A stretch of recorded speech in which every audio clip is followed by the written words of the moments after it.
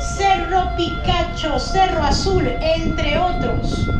Son los más grandes y poderosos, por eso llevan nombres de elevaciones de nuestra geografía. Todas elevaciones de más de 2.500 metros sobre el nivel del mar.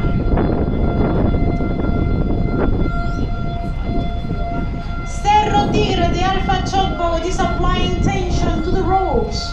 Advance with Yanshan to the upper chamber. Tugboats from the last generation has names of mountains and Like he was looking at us. because they are the bigger one and powerful in the Panama Canal. These tugboats has 2 engines that provide 6,225 HP.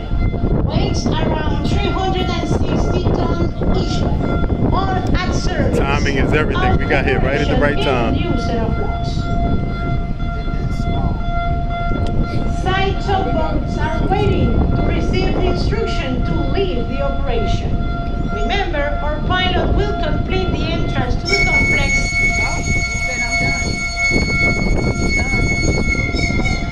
Just with the assistance of the tugboat and